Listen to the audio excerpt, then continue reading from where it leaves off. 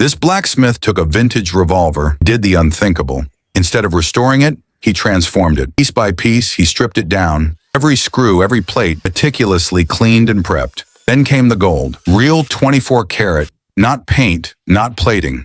The revolver was dipped, layered, and polished until it gleamed like treasure. What once was a rugged piece of history is now a golden icon. Part weapon, part art. From battlefield relic to collector's dream, this blacksmith turned steel into shine, brought luxury to legacy.